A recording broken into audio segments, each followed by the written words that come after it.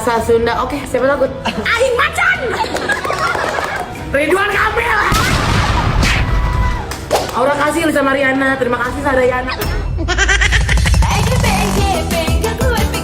Alih-alih meredup, kasus panasnya justru sering dijadikan bahan candaan oleh Lisa dalam berbagai kontennya dengan sengaja terus mengaitkan dirinya dengan RK. Inikah strategi Lisa agar namanya tetap ramai diperbincangkan dan popularitasnya tetap eksis di media sosial? At least gue asing menang tapi ngaku gue sih.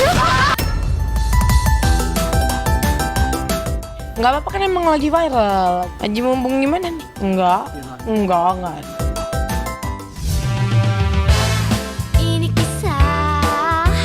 Sementara itu, Aura Kasih yang namanya ikut terseret jadi bahan lawakan dan gunjingan Lisa justru memilih santai dengan memamerkan aktivitas barunya, pamer punya kuda baru yang ia beri nama Bruno. Kuda coklat berumur 2,5 tahun itu pun auto langsung ramai dibahas oleh netizen. Berbagai spekulasi muncul bahwa kuda tersebut merupakan pemberian RK. Secara gencarnya isu hubungan mereka, kabarnya merebak lagi, bahkan isu keduanya sudah resmi menikah, usai RK resmi bercerai dari Atalia Praratya.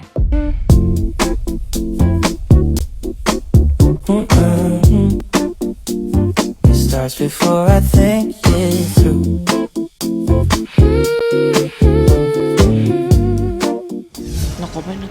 Aku nggak mau ngomong perihal itu, nanti juga bermunculan sendiri.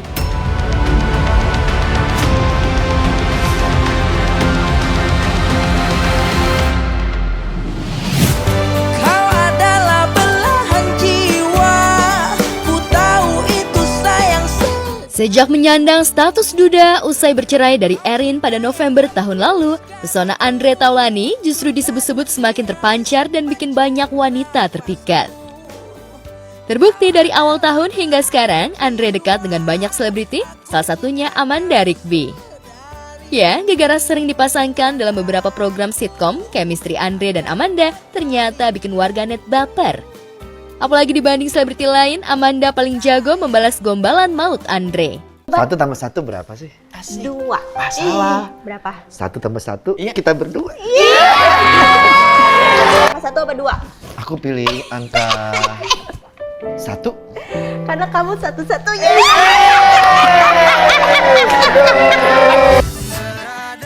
Wajar kalau warganet jadi baper, wong kedekatan Andre dan Amanda sebenarnya sudah terjalin sejak beberapa tahun lalu. Malahan Amanda sempat dituding sebagai orang ketiga penyebab perceraian Andre dan Erin. Sama Aca kemarin bicara juga termasuk lagi. Enggak lah, Aca bercanda itu konten-konten aja. Gimana? Jodoh-jodohin banyak, saya dijodohin sama Diki TV, itu banyak, macam-macam itu mah bercanda-bercandaan aja.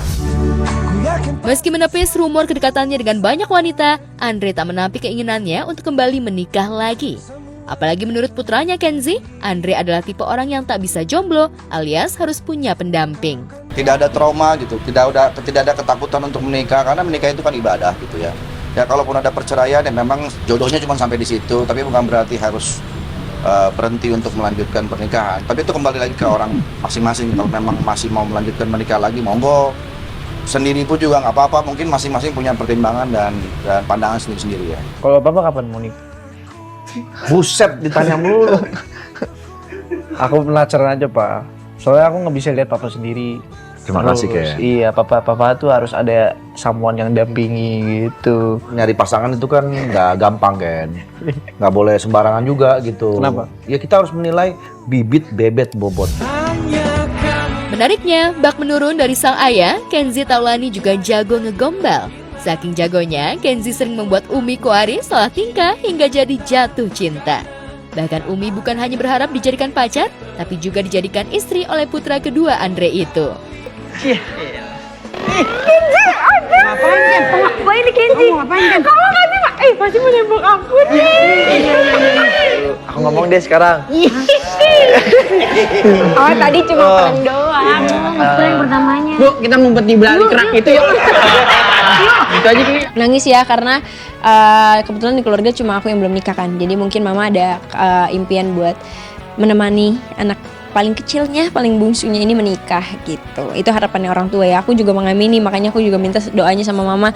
Ya kalau mama maunya seperti itu, doain Nada juga bisa dapat jodoh yang baik gitu. Buat aku, buat keluarga, bagi Allah juga gitu. Jadi yang terbaik buat kita semua. Kriterianya apa? Yang penting sholatnya rajin, ibadahnya bagus. Karena menjadi laki-laki kan tanggung jawabnya besar ya. Apalagi kalau emangnya mau nanti ke jenjang yang lebih serius lagi, pastikan yang dipegang tuh adabnya, akhlaknya gitu. Itu yang paling penting sih. Harapan Umi nampaknya bersambut. Dalam podcast bersama sang ayah, Kenzi mengaku diam-diam sudah melamar seorang wanita tanpa sepengetahuan Andre. Lantas benarkah wanita yang dimaksud Kenzi adalah Umi? Cuman satu nih, ada kecolongan gue nih, Bang. Harusnya dia gue izinin pacaran tuh 17 tahun ke atas. Dah, emang aku belum pacaran. Tapi emang udah ngelamar. Langsung dia nggak pakai pacaran, langsung dilamar. Bercanda Pak. Ingat pesan bapak, laki-laki itu harus berjuang karena dia nanti menjadi kepala keluarga. Iya. Emang kamu sama Umi suka? Kalau misalnya suka nih gimana Pak? Setuju gak? Ya kalau Papa mah setuju, Mimo orangnya baik. Lagi-lagi kan masih bisa ikhtiar dulu gitu. Betul. Ikhtiar itu apa sih? Ikhtiar itu apa? Ikhtiar. Apa tadi? Usaha Apa? Kan kamu masih muda, masih bisa nyari pilihan lain gitu maksudnya.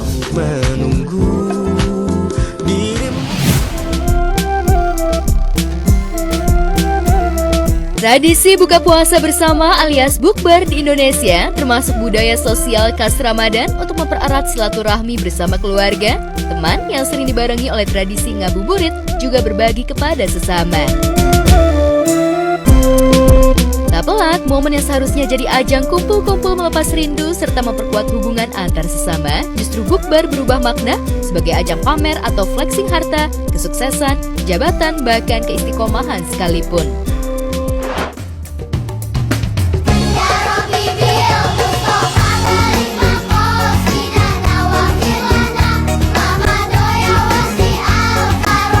Demi cintamu ya Allah pada Muhammad Nabi.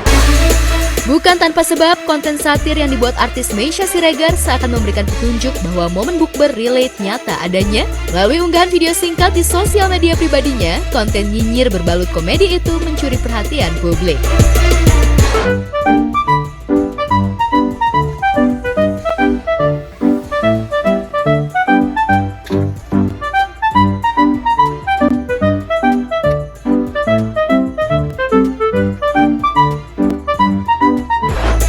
Lantas benarkah jadi penuh tasbih mengartikan bahwa istri musisi Baby Romeo ini sudah malas ikutan bukber gara-gara banyak yang flexing atau justru validasi untuk dirinya?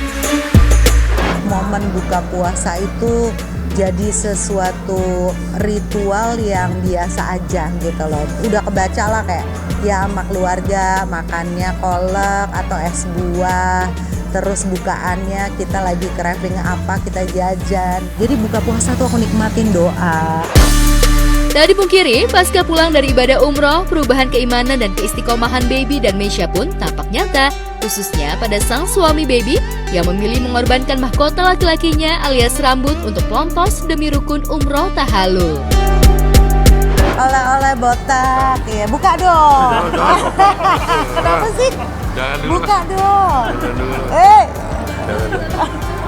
Kita tuh diuji keimanan kita dari sesuatu yang paling kita cintai. Udah tahu lah ya, yang namanya misalnya kita sayang uang, ya kita di situ dites. Lo mau nggak sedekah di sini gitu ya?